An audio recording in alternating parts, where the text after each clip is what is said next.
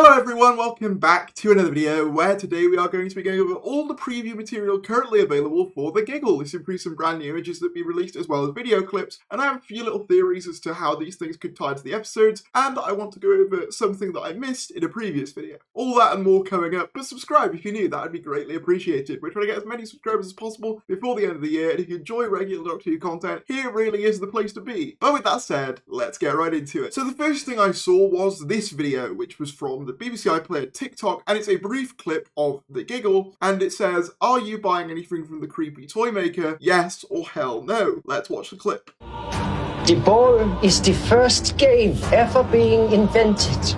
Are you not get pleased, Herr Doctor, to see me again? So we get this clip of Neil Patrick Harris's Toymaker doing the German accent that we've seen in some of the trailers. Specifically, it seems like the German accent is confined to this Geppetto-y version of the Toymaker, presumably as kind of a link to old-fashioned kind of European toy makers and stuff like that. That's kind of what I'm thinking is the inspiration here. I will be completely honest, I did struggle a little bit to understand completely what he was saying. It was something to the effect of, the ball is the first game ever invented, and then it's, "Are you not yet pleased, Doctor, to see me again?" Something like that. If I missed anything, feel free to let me know. But this was a really cool clip. David Tennant's look of dread as he realises it's the Toymaker he's coming up against is really, really nice. And I've said this a couple times, but I absolutely adore this set of the Toymaker's shop. This clip was shared once again via TikTok, however, this is a BBC iPlayer Doctor Who ad. It's similar to the previous idents we've had for the 60th, but contains Neil Patrick Harris's Toymaker. Donna, what's happening? So yeah, you get this really quick clip, and I must say, just the clip of David Tennant saying, "What's happening?" and running away as Neil Patrick Harris's face fades into view is oddly funny to me, but yeah. This is just a little tease, basically, for the Toymaker coming up. And yeah, I think it works really well. Really, really nice. Not much else to say there. That clip of him saying, "What's happening?" is just really funny to me for some reason. I don't know why. But the big thing I wanted to talk about is TV magazines released a preview for the GIGGLE prior to, I believe, even Wild Blue Yonder's broadcast. And I haven't covered this yet, so I want to get right into it. It apparently gives some plot detail. I assume they're not too spoilery given that it's a press release. So we're going to give that a read, and I'm going to give you guys my thoughts. The giggle of a strange puppet is slowly driving the human race insane. In the last of Doctor Who's anniversary specials, and it's no laughing matter. But when the Doctor, David Tennant, discovers that one of his oldest foes is behind it, he realises this is a battle he may not be able to win. The enemy in question is the Toymaker, first portrayed by Michael Gough in 1966, and now played by Itchison and How I Met Your Mother star Neil Patrick Harris. I didn't realise how good this character was until I started writing him. "It's the best time I have ever had writing a villain," explains Davis. Neil delivers the most extraordinary performance. If you're a Doctor Who villain, you've really got your work cut out to stop David Tennant scampering all over the screen, and Neil is absolutely a match for him. It's amazing to watch them going toe to toe. The Doctor won't be on his own in the battle, however, as well as companion Donna Noble, Catherine Tate. He'll also be joined by returning fan favourite character Kate Stewart, Gemma Redgrave, the head of International Task Force Unit. Redgrave first portrayed the daughter of the Doctor's close friend, the Brigadier Lethbridge Stewart, played by the late Nicholas Courtney in 2012. And has been thrilled by the warm reception she's been receiving from fans. "I feel very grateful that the community have taken me to heart," she says. Kate's a wonderful character. She's got heart, courage, and enormous strength, but she's also aware of her vulnerability and limitations, which makes her fascinating to play. Dreams come true. This episode will mark Tennant's final appearance as the Doctor before Sex Education's Ncuti Gatwa takes over as the Time Lord. And while Redgrave isn't revealing whether Kate will be back in the next series, she's pleased to have already achieved a lifelong ambition. "In the last episode with Jodie Whittaker, I travelled in the TARDIS," she smiles.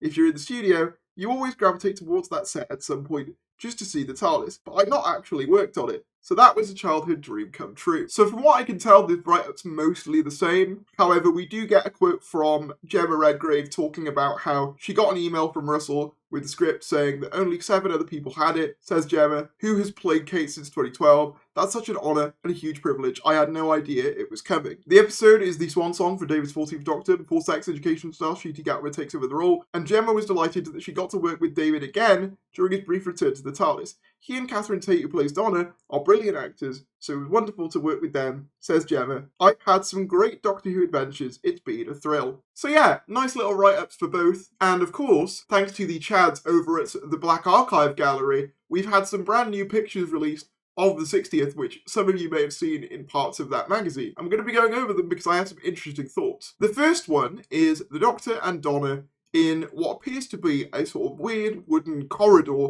Now, what's interesting about this is a couple of things. Number one, you can see here there is sort of playing card symbols on the lights here, and you can also see, if we zoom into here, this appears to be the same door we've seen in other pieces of promotional material that has the clown from the Celestial Toymaker story on it. So if I had to guess where this was, I'm going to assume this is the entryway into the Toymaker's realm, and these doors represent places in which he can travel to either in time or in space. I'm kind of thinking along the lines of Coraline, you know when the sort of secret door goes to a different world, that kind of vibe. And there's something else to substantiate this as well. This next one is probably one of my favourite shots. It has the Doctor and Donna watching a performance by the Toymaker where we see those scissors and puppet strings from the teaser. You can also see once again that sort of playing card motif from across the set. Something I love about this is the scale of it and how much of the set is shrouded in darkness.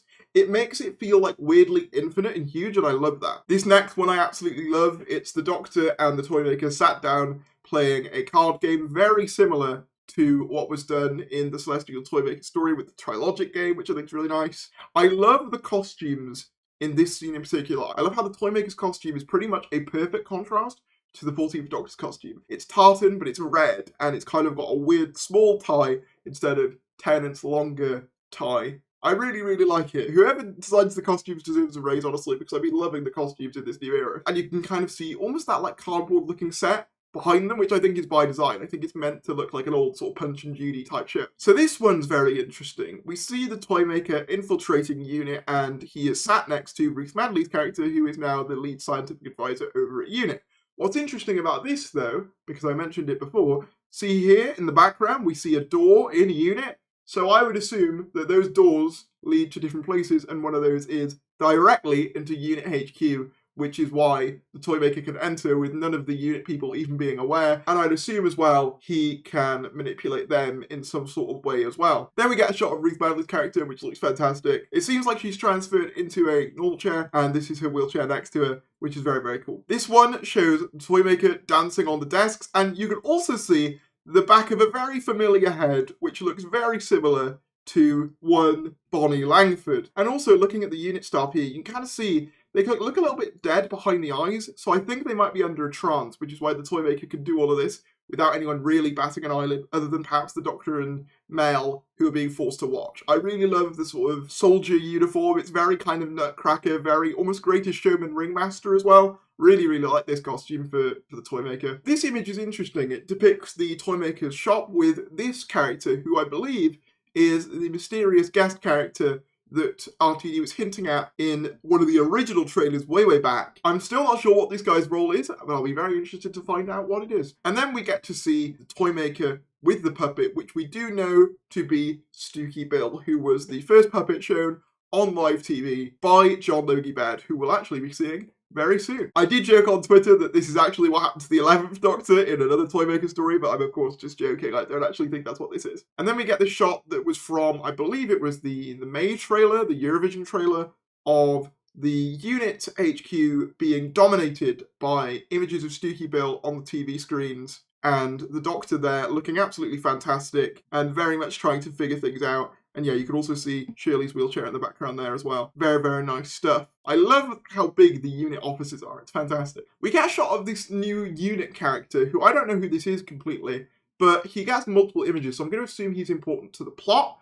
Perhaps he is one of the only UNIT soldiers who remains outside of the Toymaker's control, because as we can see here, they're all wearing these bracelets, which I would assume, and I think I've said this before, are the things that keep them from being under the Toymaker's control, but maybe they even prove ineffective eventually, which is how he can infiltrate UNIT. And then we see, again, John Logie Baird. This is the same actor who played John Logie Baird in Nolly, which was another RTD production. And yeah, you can see it with the Stooky Bill head and the TV film reel here. So it definitely seems like the Toymaker is going to manipulate this broadcast, and society's going to go mad, because obviously everyone watches TV, so it's going to leave this kind of lasting, insane impact on the human race. And then yeah, we get another shot of this new UNIT soldier, but what I think is cool about this is we get a shot of the UNIT helicopter, which is actually a real helicopter. We've seen it filming for, I think, Series 15, which is very cool that UNIT has an actual proper helicopter that actually moves. You know, it's not just like a prop, it actually does move on its own. I think that's just really neat. I don't know why that's so cool to me,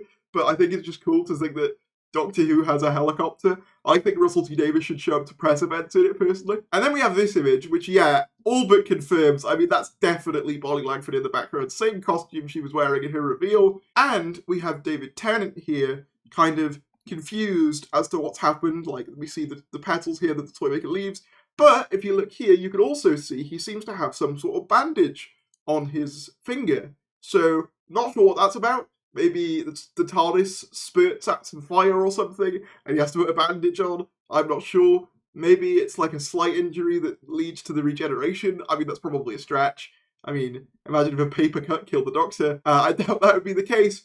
But very, very cool image. And again, they're kind of going with this more militarized unit again, which I like.